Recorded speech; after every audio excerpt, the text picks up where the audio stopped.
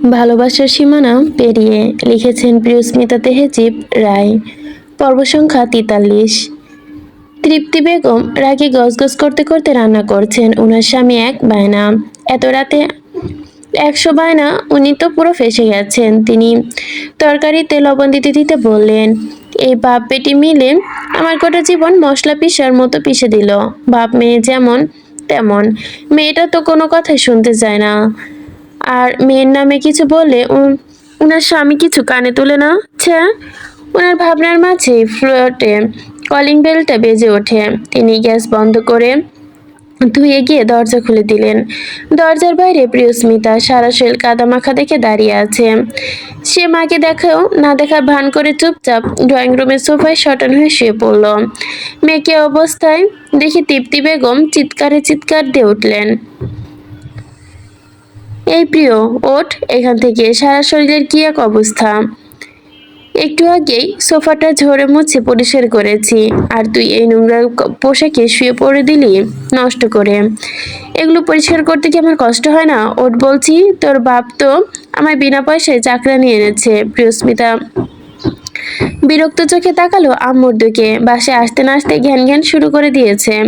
তৃপ্তি বেগম মেয়ের দিকে তাকিয়ে বকতে বকতে ঠান্ডা গ্লাস এনে দিয়ে মেয়ের কাছে সামনে যেতে মেয়ের হাত বাড়িয়ে রক্ত পড়তে দেখে হাই হাই করে উঠলেন। গ্লাসে পানি রেখেই ছুটে গেলেন ফার্স্ট এড বক্স আনতে। তুলেতে স্যাপলন লাগিয়ে মেয়ের হাত পরিষ্কার করতে করতে আরো উচ্চ শব্দে ঝংকার শুরু করলেন, এত বড় দাড়ি মেয়ে, না জানি কোথায় কোথায় মারপিট করে আসে। মেয়ে মানুষ হবে নরম সরম, সে আবার বেটা ছেলেদের মতো মারপিট করবে কেন?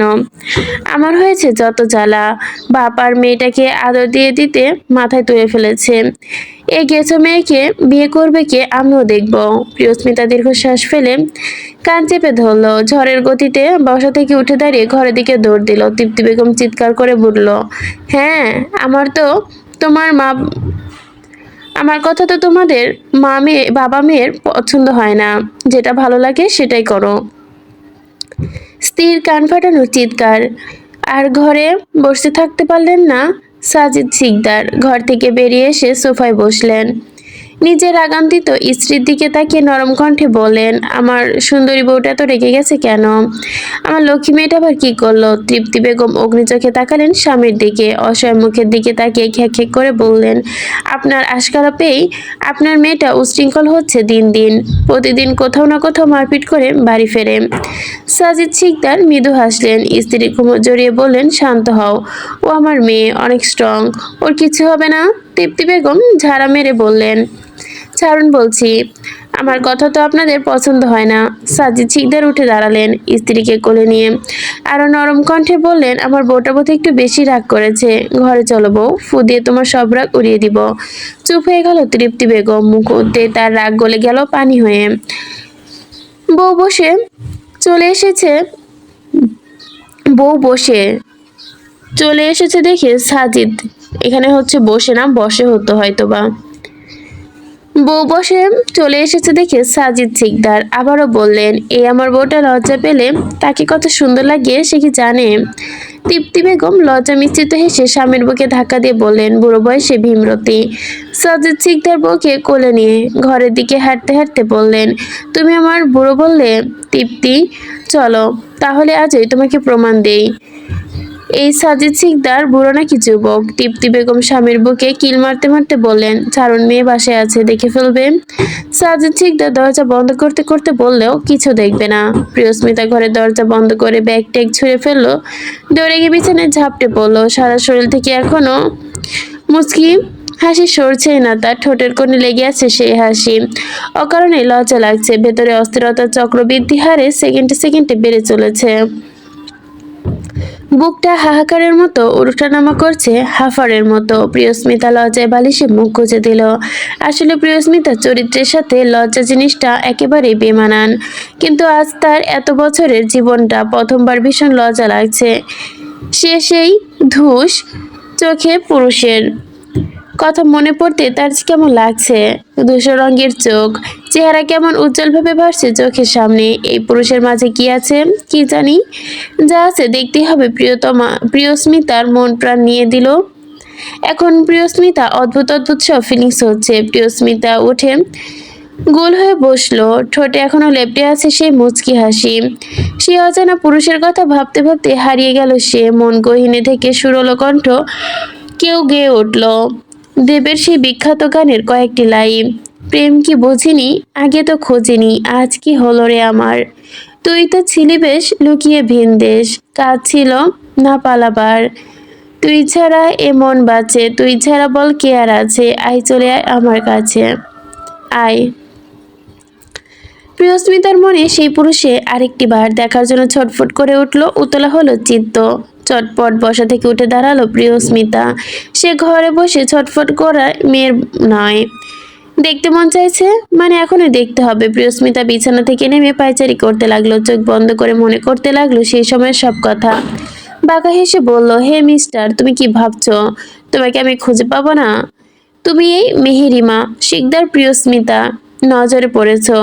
তুমি কে, তোমার পরিচয় কি? এসব জানা মেহেরিমা শিকদার প্রিয়স্মিতার জন্য পান্তা ভাত। এবার তুমি শেষ, এবার তোমার জীবনের সব সুখ শান্তি টাটা বাই বাই করে চলে যাবে। আর রিপ্লেসমেন্ট হিসেবে আমি এন্ট্রি নিব। এই মেহেরিমা শিকদার প্রিয়স্মিতা। প্রিয়স্মিতা হাঁটতে হাঁটতে দাঁড়িয়ে পড়ল। তখন ওই লোকটার অ্যাপ্রন এর ওপর কিছু একটা লেখা ছিল।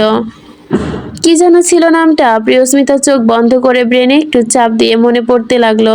সঙ্গে সঙ্গে ঠোঁট ঠেলে বেরিয়ে এলো বাঁকা হাসি। সে ব্যাগ থেকে ফোন বের করে গুগল ওপেন করে মনে মনে বলল, ডক্টর যেহেতু সেহেতু তোমার সকল ইনফরমেশন ইজিলি গুগল থেকে পেয়ে যাব। প্রিয়স্মিতা গুগল ওপেন করে সার্চ করলো, hello Google, who is doctor Abaddha Chowdhury Shuddha Abaddha. Google search result, নাম doctor Abaddha Chowdhury Shuddha, date of the birth March 1996, nationality Bangladeshi by birth, Canadian citizen, current location Dhaka Bangladesh, professor and profession Canadian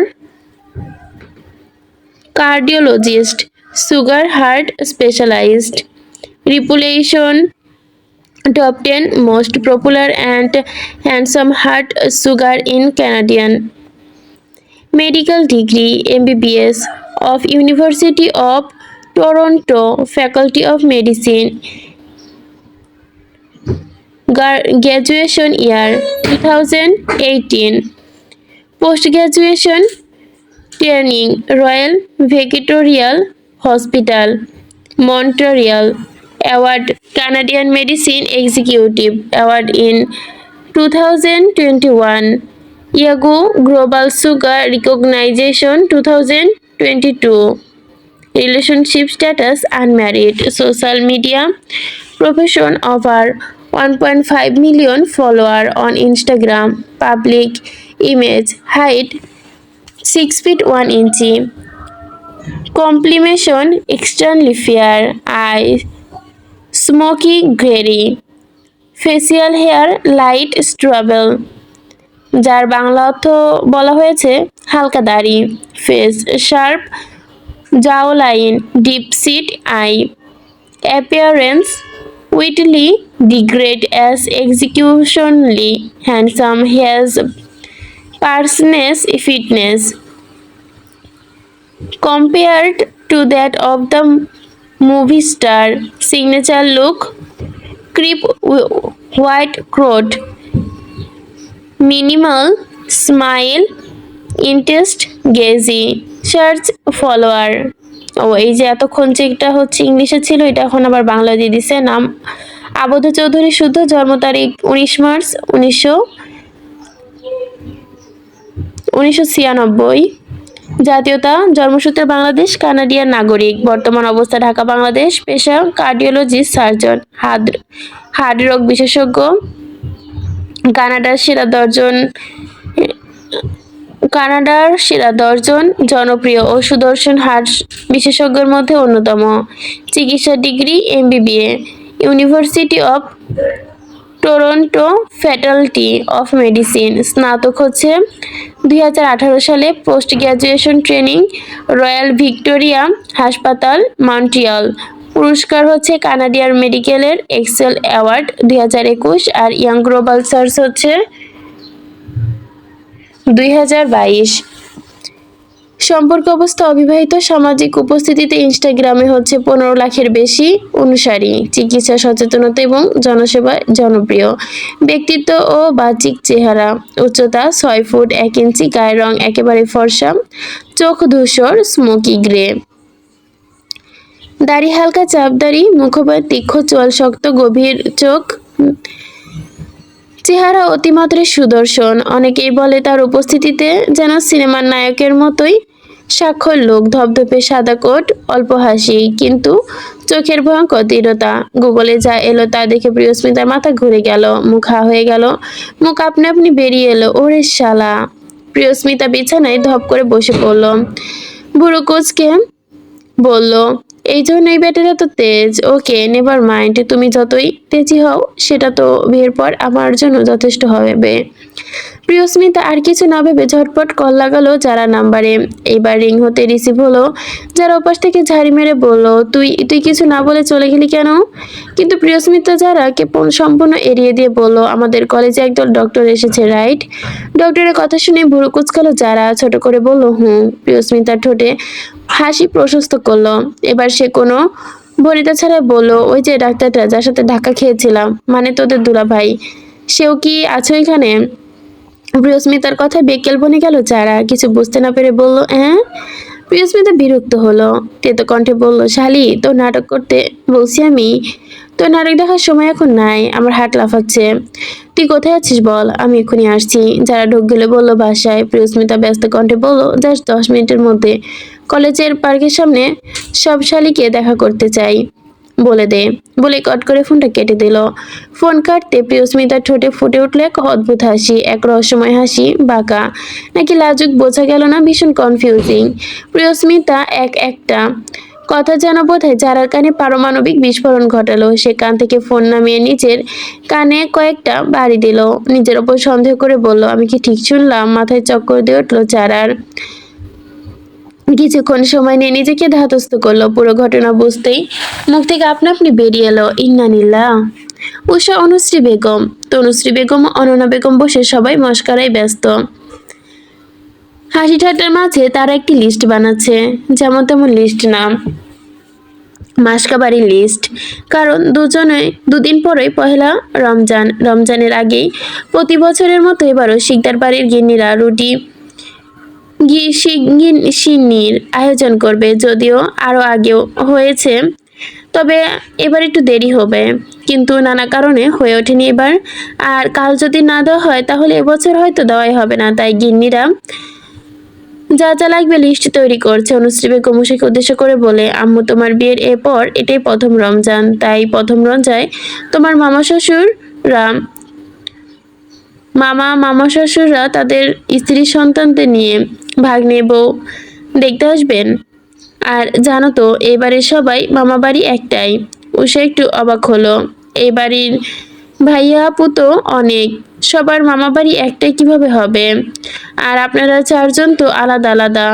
Tanushree Begum হেসে বললেন, বোকা মেয়ে, আমরা চারজনই আপন মায়ের পেটের 4 বোন। উষা অবাক হলো। অনন্যা বেগম বললেন, এই যে তোমার শাশুড়ি, উনি আমার বড় আপা, তাই আমরা তোমার চাচি শাশুড়ি, পাশাপাশি খালা শাশুড়িও। চোখ বড় বড় করে ফেললো উষা। আরতি বেগম বললেন, এই সবাই মামা বাড়ি একটাই, আর প্রথম রোজায় সবাই মিলে তোমাকে দেখতে আসবে।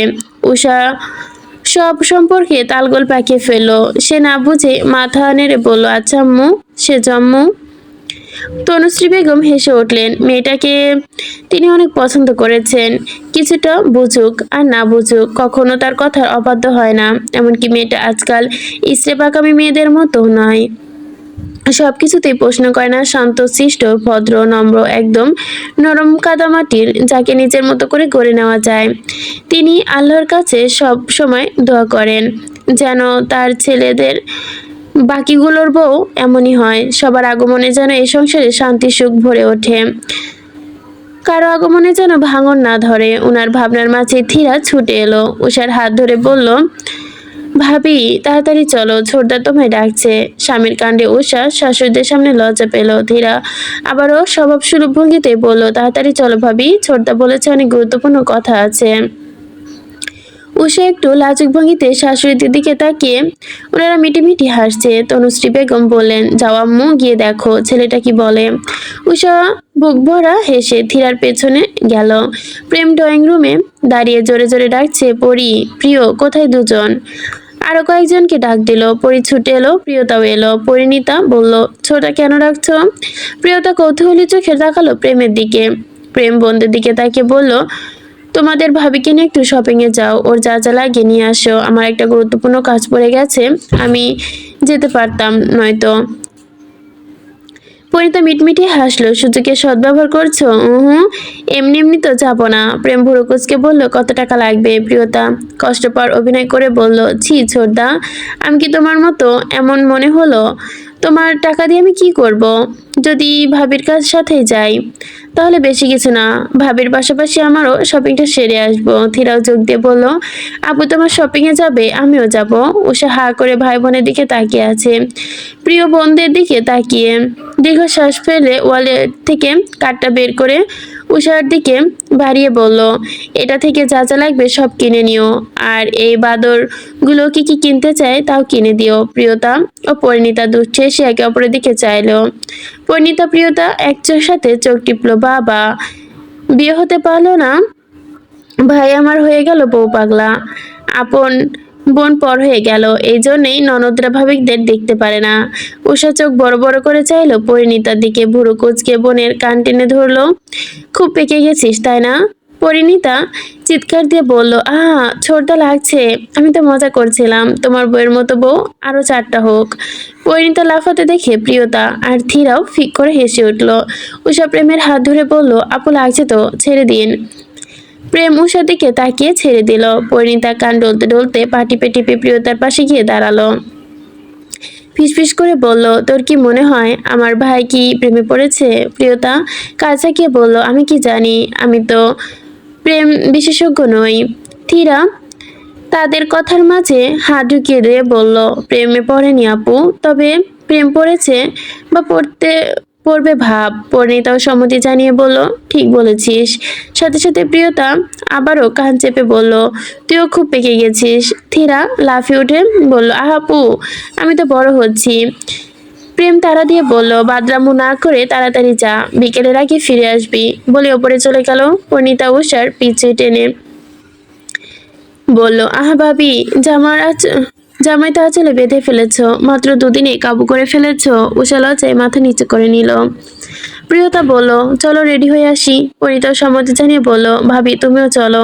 ওরা চলে গেল রেডি হতে। 5 মিনিটের মাথায় সবাই রেডি হয়ে নিচে নেমে এলো। অনুশ্রী বেগম এগিয়ে এসে বললেন, কোথায় যাচ্ছি সবাই এত সেজেগুজে? প্রিয়তা নম্র কণ্ঠে বলল, ছোট ভাবিকে নিয়ে শপিং এ যাচ্ছি বড় আম্মু। এই বাড়িতে আসার পর ছোট ভাবির জন্য কেনাকাটা করা হয়নি। প্রিয়তার কথা অনুশ্রী বেগমের খেয়াল হলো। আজ সকালে উষা তার কাছ থেকে শাড়ি নিয়ে পড়েছে। তিনি উষার দিকে তাকিয়ে বললেন, তোমার বাসায় পরা জামা কাপড় নেই, আমায় আগে বলনি কেন আম্মু? উষা নিচু গলায় বলল। তিনি আবারও বললেন, এতজন মিলে যাচ্ছ, বাড়ির কাউকে সাথে নিয়ে যাও। পরিণীতা হাই তুলে বলল, যেতে তো চাই, কিন্তু তোমার ছেলে কি রাজি হবে?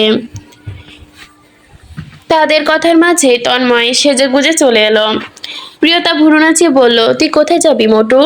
তন্ময় আপুকে 2 পয়সা পাত্তা না দিয়ে সোজা গিয়ে উষার শাড়ি আঁচল টেনে ধরে বলল, কোলে নাও ভাবি। উষা হেসে হাতে করে কোলে তুলে নিল। তন্ময় সঙ্গে সঙ্গে ভাবির গলায় হামি দিল। কিউট ফেসে শুট লাগছে কণ্ঠে বলল, আমিও তোমার সাথে যাই ভাবি প্লিজ। আমার আপুদের বলে ওরা রাজি হবে, তাই তুমি নিয়ে চলো প্লিজ ভাবি প্লিজ। উষা হেসে কোলে নিল তন্ময়কে। সঙ্গে সঙ্গেই ছোট ভাবির গালে হামি খেয়ে কিউট ফেসে শুট গ্রে কণ্ঠে বলল, নিবে তো ভাবি। উষা কাছে তন্ময় ভীষণ কিউট লাগে। সে তন্ময়ের সামনের পড়ে থাকা চুলগুলো ঠিক করে দিয়ে বলল, কেন যাবে না ভাইয়া? নিশ্চয়ই যাবে। সঙ্গে সঙ্গে ধীরা বাধা দিয়ে বলল, একদমই না ভাবি। ও যা মিচকে, আমার সাথে গেলে শান্তিতে শপিং করতে দিবে না। ওকে কোলে নিয়ে বসে থাকতে হবে। উষা তাকালো তন্ময়ের দিকে। তন্ময় ইনোসেন্ট মুখ বাঁকিয়ে তাকালো। অনুশ্রী বেগম ধীরাকে ধমক দিয়ে বলল, কি হয়, ছোট ভাইটাকে সাথে নিলে? দিন দিন মেয়েগুলো হিংসুটে হয়ে যাচ্ছে। ছোট ভাইটাকে সাথে নিয়ে যাও। মুখ ছোট করে ফেললো ধীরা। পরিণীতা বলল, তাহলে যাই আম্মু। অনুশ্রী বেগম মেয়েদের দিকে তাকিয়ে বললেন, এতগুলো যুবতী মেয়ে শুধু ড্রাইভারের ভরসায় তো আমি ছাড়তে পারি না। ওনার কথা শেষ হতেই প্রণয় ফর্মাল শার্ট প্যান্ট পরে একদম ফর্মাল লুকে নিচে নামলো। দেখে মনে হলো অফিসে যাবে। তনুশ্রী বেগম ডাকলেন, বড় আব্বু। প্রণয় জাবেদের সাথে ইম্পর্টেন্ট কিছু কথা বলছিল। তন্ময়ের আম্মুর ডাকে কান থেকে ফোনটা নামালো। অনুশ্রী বেগম আবারও ডাকলেন, এদিকে আসো আব্বু। প্রণয় ফোন কেটে পকেটে ঢুকিয়ে আব্বুর দিকে তাকিয়ে এগিয়ে গেল আম্মুর দিকে। অনুশ্রী বেগম ছেলের দিকে প্রশস্ত হেসে মাথায় হাত বুলিয়ে নরম কণ্ঠে বল, শহরের দিকে যাচ্ছ আব্বু? প্রণয় ছোট করে জবাব দিল, হুম। অনুশ্রী বেগম মেয়েদের দিকে দেখিয়ে বললেন, শহরের দিকে যেহেতু যাচ্ছ তাহলে তোমার ভাই বোনদের নিয়ে যাও। এতগুলো মেয়েকে একা একা এতদূর কিভাবে পাঠাবো? প্রণয় এবার তাকালো সবার দিকে। কিছুক্ষণ ভেবে গম্ভীর কণ্ঠে বলল, গাড়িতে গিয়ে বস, আসছি। বলে ফোন নিয়ে বেরিয়ে গেল। প্রণয় যতক্ষণ ছিল প্রিয়তা ততক্ষণ হাঁ করে তাকিয়েছিল। না প্রণয়ের দিকে তাকাচ্ছিল, না প্রণয়ের গলা ওঠানামা অ্যাডামস চপ্পলের দিকে। কে জানে হোয়াট ফর্মাল শার্ট প্যান্টে তো অলওয়েজ কিলার লাগে তার, ওইটা বাদ। এগুলো সবকিছুর উদ্দেশ্য সবচেয়ে বেশি অ্যাডাম চপ্পল লাগে, অ্যাক্টিভ লাগে, সবসময় নড়তে থাকে প্রণয়ের প্রাণঘাতী জিনিসটা। ওইটা নাড়তে দেখলে প্রিয়তা নিঃশ্বাস আটকে যায়। ওরা সবাই চলে গেল, শুধু হাঁ করে রইল প্রিয়তা। উষা প্রিয়তার হাঁ হয়ে দাঁড়িয়ে থাকতে দেখে মৃদু ধাক্কা দিয়ে বলল, প্রিয় আপু। উষার ডাকে হকচকে গেল প্রিয়তা। চোখ মেলে তাকালো উষার দিকে। প্রিয়তা চমকে দেখলো সবাই চলে গেছে। উষা অবাক কণ্ঠে বলল, কি ভাবছিলে আপু? চলো, সবাই চলে গেছে। প্রিয়তা হেসে কথা উড়িয়ে দিল, চলো। বাইরে এসে সবাই আগে আগে গিয়ে ব্যাকসিটে বসে পড়ল। প্রণয় আসলো প্রায় 10 মিনিট পর। সে ড্রাইভার সিটে বসে সবাইকে ব্যাক সিটে দেখে কিছুটা রূঢ় কণ্ঠে বলল, কিছুটা ধমকে, আমাকে কি তোদের ড্রাইভার মনে হয় যে সবাই মিলে পেছনে গিয়ে বসলি? বড় দাদার ধমক খেয়ে এক জায়গায় কেঁপে উঠলো সবাই। সাধারণত বড় দাদার এত কথা বলে না, ধমকানো না, তাই তারা বড় দাদানের জমের মতো ভয় পায়। পরিণীতা প্রিয়তাকে চিমটি দিয়ে বলল, দেখছিস কি, তাড়াতাড়ি সামনে যা। প্রিয়তার কপালে ভাঁজ ফেলে বলল, আমি কেন? ধীরাও কানে কানে বলল, আরে আপু বোঝো না, আমরা যদি গিয়ে বড় দাদানের পাশে বসি তখন শপিং মলে নয় হসপিটালে যেতে হবে। কারণ বড় দাদার সামনে দাঁড়িয়ে কথা বলতেই আমার হাঁটু কাঁপে, আর পাশে বসে এতটা রাস্তা যেতে নিশ্চিত হার্ট অ্যাটাক করবো।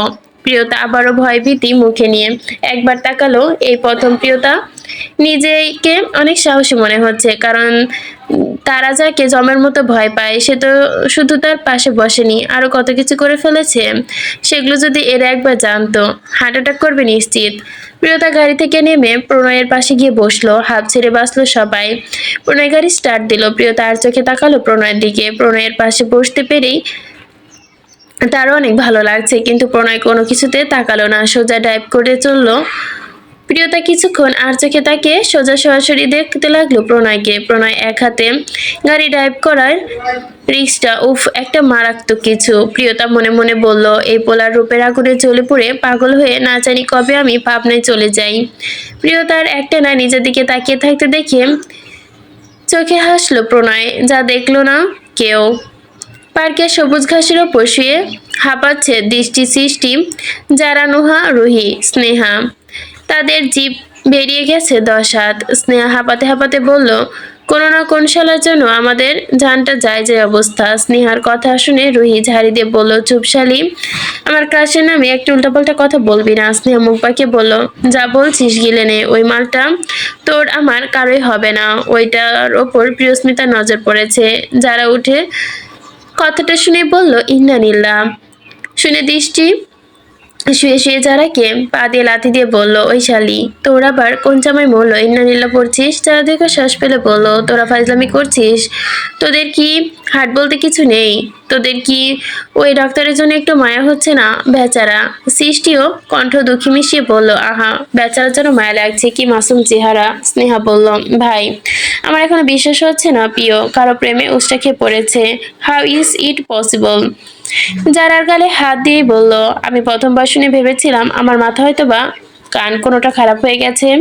নুহা বলল, ভাই রে ভাই, কলেজ থেকে ওই ব্যাটারের হোটেলের ইনফরমেশন বের করতে গিয়ে আমার জুতা ছিঁড়ে গেছে। রুহি হাই তুলে বলল, তোরা যাই বলিস তাই বলিস, আমি এখনো পিওর নিশ্চিত। স্নেহা কৌতূহলী কণ্ঠে বলল, কেন? রুহি আরেকবার হাই তুলে বলল, এই যে ফাইনালি একটা ব্যাটা পেয়েছি যার মাথায় আমরা কাঁঠাল ভাঙবো। যারা ভুরু কুচকে বলল, মানে মানে আমাদের বুঝা ওই ব্যাটার মাথা মাথা তো চাপাতো, এই তার আর কি। চিতমাইরা শুইয়া কার গোষ্ঠীর পিণ্ডি চরকাইতে হইতাছে। প্রিয়স্মিতার কণ্ঠে ওরা সবাই ধরপড়িয়ে শোয়া থেকে উঠে পড়ল। প্রিয়স্মিতা বুকে হাত গুজে ভুরু কুচকে ওদের দিকে তাকিয়ে আছে। স্কিন টাইট লেডিস জিন্সের সাথে টপ, তার ওপরে চেক শার্ট হাঁটু পর্যন্ত নেমে আছে। চুলগুলো পনিটেড করা, খোলা রেখেছে খানিকটা। হাতে কালো পুতির ব্রেসলেট, মুখে কালো মাস্ক, পুরোটাই টমবয়। ওরা সবাই ধরফড়িয়ে উঠে পড়ল।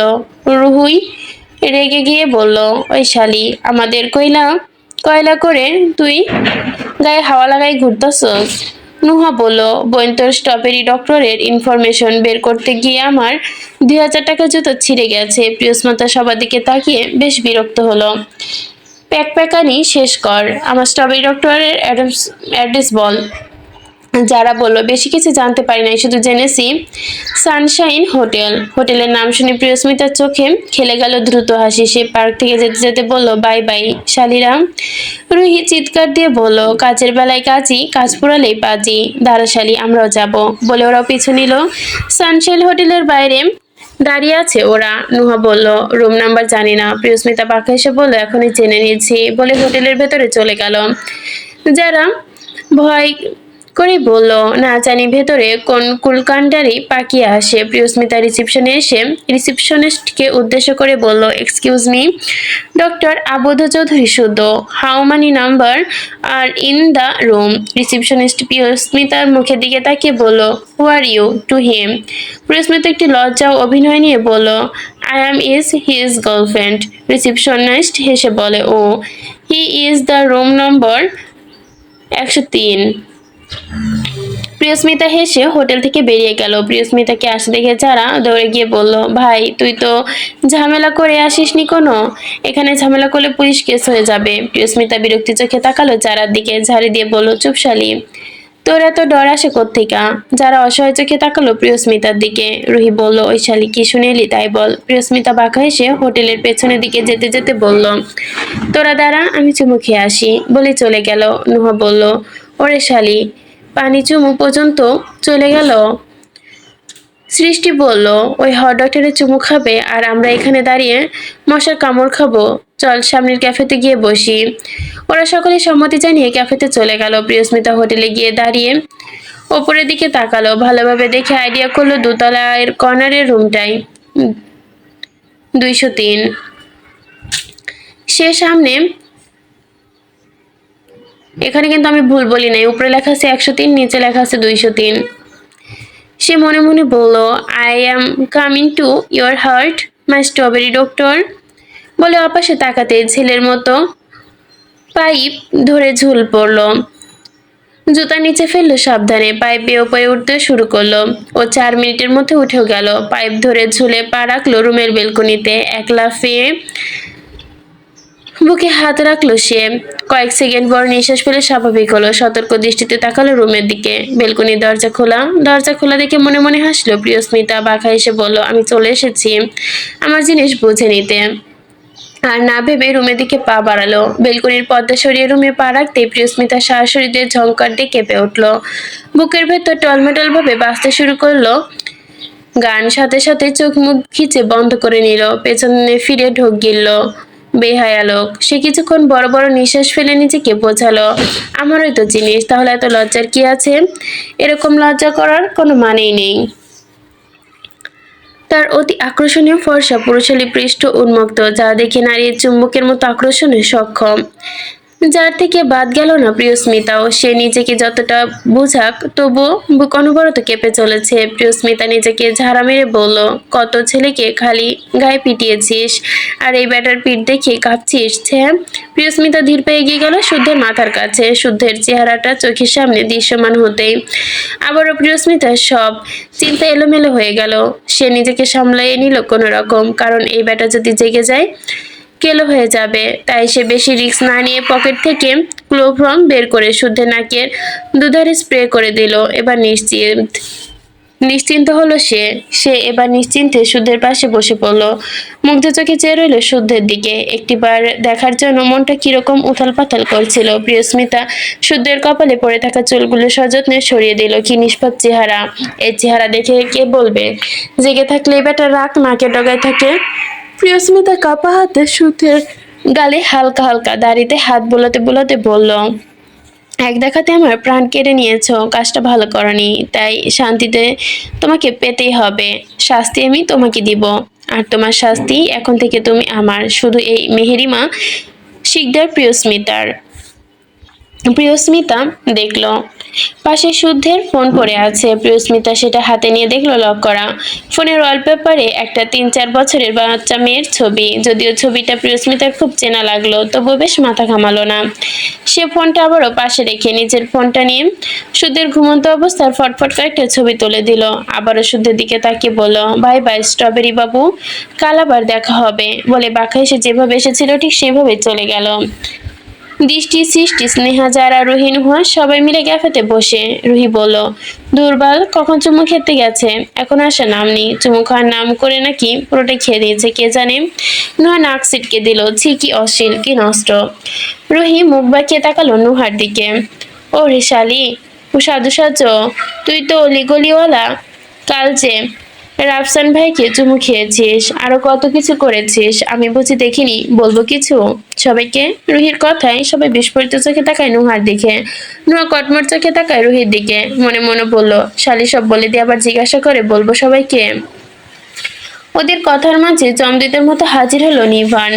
ওদের পাশে চেয়ার টেনে বসতে বসতে বলল, বানর সেনারা এখানে কেন, আর তোমাদের লিডার কোথায়? ওরা আচমকায় চেপে পড়লো যেন। এবার এই বান্দা যদি কিছু বুঝে যায় তাহলে নিশ্চিত ওদের গর্দান যাবে। যারা মুখে মধু ঢেলে বলল, মানে ভাইয়া ও একটু বাইরে গেছে, এক্ষুনি চলে আসবে। নির্বাণ ভুরু কুচকে বলল, আমি তো বাইরে থেকেই আসলাম। বাইরে কোথায়? রোহিত বলল, ওই যা শালি, তুই আজ শেষ। নির্বাণ আর কিছু না বলে আচমকা ওদের পাশে চেয়ার টেনে বসলো প্রিয়স্মিতা। ভদ্র কণ্ঠে বলল, এই যে নির্বাণ ভাই, আপনি এখানে? নির্বাণ তৃষ্ণার্ত চোখে তাকালো প্রিয়স্মিতার দিকে। চশমা ঠেলে বলল, কোথায় গিয়েছিলে চড়ুই? প্রিয়স্মিতা হাসার চেষ্টা করে বলল, এই তো আইসক্রিম খেতে। নির্বাণ ভুরু কুচকালো ওদের ফেলে। প্রিয়স্মিতা সাথেই শটান হয়ে বলল, ওই শালিদের খাইয়ে আমার কি লাভ? ওরা সবাই কটমট করে তাকালো প্রিয়স্মিতার দিকে। নির্বাণ প্রিয়স্মিতার কথা শুনে দীর্ঘশ্বাস ফেললো। ওয়েটারকে ডেকে খাবার অর্ডার দিতে দিতে বলল, দুপুরে কিছু খাওনি নিশ্চয়ই, খেয়ে নাও। প্রিয়স্মিতা মনে মনে আলাকে ডাকতে শুরু করলো। কোন কক্ষণে এই ছেলের সামনে পড়লো। এখন এই ছেলে এর পিন্ডি চটকে দেবে। জীবনে এত এত মানুষকে টাইট দিয়ে ছেড়ে পারলেও এই ছেলেকে সামলাতে পারেনি প্রিয়স্মিতা। খুবই বিরক্তকর। ঘন্টা 3 ড্রাইভ করে গাড়ি থামলো যমুনা ফিউচার পার্কের সামনে। ওরা গাড়ি থেকে নেমে শপিং মলের ভেতরে চলল। প্রণয় আগের 5 জন গার্ডদের শপিং মলের সামনে আসতে বলেছিল। সে গাড়িরা প্রিয়তাদের পিছু নিল। তাদের একটাই কাজ, প্রতি মিনিটে সেকেন্ডে আপডেট তাদের বসকে দেওয়া। প্রিয়তা, পরিণীতা, উষা, ধীরা, প্রণয় ওরা সবাই মিলে প্রতিটা দোকান ঘুরে শপিং করছিল। প্রিয়তা পরিণীতা বড়লোকি চালচলন আর পানির মতো টাকা খরচ দেখে উষার চোখ কপালে উঠে যাচ্ছে। প্রিয়তার পরিণীতা পুরো শপিং মল ঘুরে ঘুরে বেস্ট ব্র্যান্ডের সব শাড়ি, সালোয়ার কামিজ, 3 পিস কিনতে শুরু করলো, যার স্টার্টিং প্রাইসই 20,000-এর ওপরে। শপিং করতে করতে প্রিয়তার নজর পড়লো একটা হালকা রঙের পেন্ডেন্ট 3 পিসের ওপর। সে সেটা তুলে এনে উষার ওপর ধরলো। উষা গোল গোল ফর্সা ফেসের সাথে যেন থ্রি পিসটা সুন্দর মানিয়েছে। উষা সেটার প্রাইস ট্যাগ তুলে দেখলো 35,000 টাকা। প্রিয়তার দাম না দেখেই সেটা নিয়ে নিল। সাথে সাথে উষা বাধা দিয়ে বলল, কি করছো আপু, এর তো অনেক দাম, এটা থাক, অন্যটা নাও। পরিতা দীর্ঘশ্বাস ফেলে বলল, নিয়ে নাও ভাবি, তোমার জামায় টাকা পয়সার কিছু কম নেই। এর থেকে 10 গুণ দামি ড্রেস তোমাকে পরানোর সামর্থ্য আছে তার, এটা তো কিছুই না। বলে আবারও ড্রেসটা দেখতে শুরু করলো। ও সেভাবে টাকা ওড়ানো দেখে মন খুঁতখুত করতে লাগলো। সে জানে এই পরিবারের জন্য এসব পোশাক আশাক সামান্য, কিন্তু তার জন্য এত দামি দামি পোশাক তো আর সাধারণ কিছু না। টাকা আছে বলেই যে নষ্ট করতে হবে এমনটাও না। টাকা আছে বলে সব নষ্ট করে দিলে ভবিষ্যতের জন্য কি থাকবে। পরিণীতা শাড়ি থ্রি পিস কিনতে কিনতে প্লাজো টি শার্ট কিনতে শুরু করলো। উষা চোখ বড় বড় হয়ে গেল। এসব নিচ্ছ কেন আপু, এসব কে পরবে? পরিণীতা উষার দিকে তাকিয়ে দুষ্টে এসে বলল, হাতে হাতে ঢিলে ঢালা টি শার্ট উষার গায়ে ধরে বলল, পারফেক্ট। উষা আবারও বলল, এগুলো কে পরবে আপু? পরিণীতা দুষ্টে এসে বলল, কেন, তুমি পরবে? উষার সাথে সাথে আপত্তি জানিয়ে বলল, এসব পরবো না আমি। পরিণীতা আবারও দুষ্ট আসলো। প্রিয়তাকে চোখ টিপে দিয়ে বলল, আরে ভাবি, এটা পরে রাতে ঘুমাবে, এটা পরে ঘুমালে রাতে অসুবিধা হবে না। পরিণীতা বলার ধরন দেখে প্রিয়তা ফিক করে হেসে দিল। উষা বোকার মতো তাকিয়ে অবুঝ কণ্ঠে বলল, কেমন অসুবিধা? প্রিয়তা টি শার্ট রাখতে রাখতে বলল, আপু তুমি দিন দিন ডার্টি হয়ে যাচ্ছ। পরিণীতা আবারও টি শার্ট তুলে নিতে নিতে বলল, এটা রাখছিলি কেন? তুই অবিবাহিত, তুই এটার বেনিফিট কিভাবে বুঝবি? উষা ওদের কথার মাঝে কিছুই বুঝলো না। পরিণীতা প্লাজো আর টি শার্ট দেখিয়ে বলল, ঘুমানোর সময় এসব হাবি জাবি কিছু পরবা না, এগুলো পরে ঘুমাবো, অনেক কমফোর্টেবল ফিল হবে।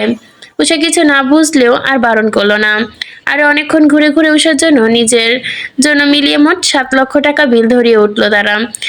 এখনো তাদের শপিং শেষ হয়নি। প্রিয়তা ঘুরতে ঘুরতে জুয়েলারি শপে চলে এসেছে, তবে তার নজর সোনাদানার উপরে নয়। সে খুঁটিয়ে খুঁটিয়ে ডায়মন্ডের সব এক্সক্লুসিভ কালেকশন দেখছে, কারণ ডায়মন্ড তার অনেক পছন্দ। রিং দেখতে দেখতে হঠাৎ করে নজর আটকালো শপের শেষ প্রান্তে, যেখানে ভীষণ প্রিমিয়ার ভাবে একটা কাচের বক্স রাখা। প্রিয়তা কৌতূহলবশত এগিয়ে গেল সেদিকে। ধীর পায়ে বক্সটার সামনে যেতেই তার চোখ বড় বড় হয়ে গেল, মুখ উজ্জ্বল হয়ে গেল। বক্সটার ভেতর ভিতর প্রিমিয়ার ভাবে সাজিয়ে রাখা বিশ্বের রেয়ার পিঙ্ক ডায়মন্ডের রিং। এত বড় বক্সের মধ্যে একটা সিম্পল পিস রিং, তাও আবার ভীষণ সিম্পল ও ছোট। প্রিয়তার মন প্রাণ গেঁথে গেল সেই রিংটার ওপর। সে সেলারকে ডেকে বলল, Priyata, excuse me, Excuse me, is this Pink's diamond ring available for sale? Seller প্রিয়তার দিকে তাকিয়ে অত্যন্ত ফর্মাল ভাবে বলল, yes ma'am, this piece is available, but it the only one in the entire shopping mall. In fact, it's all limited edition design. Cafeted Youth Premier Grey Natural Pink Diamond, exquisite, rare, and internationally sufficient. সেলারের কথা শুনে প্রিয়তা খুশি হলো। আবারও বলল, it's look so elegant, I have never see a ring the unique, can you tell me more about it? Seller আবারও professional ভঙ্গিতেই স্যানেটলি বলল, the centrepiece is a natural pink diamond, graded VVS1 clarity, which means is that very slow and exclusive, rarely visible under the 10x magnification. It's certainly by the whole halo of what diamond set in 18K rose gold. The capitamin ship is entirely handcrafted by the top tier artisans. প্রিয়তা জিজ্ঞেস করলো, the sound executed, what makes it diamond pink? Is it natural? Seller obsoletely, এখানে absolutely হয়তোবা natural pink diamond, or am the readily in the world.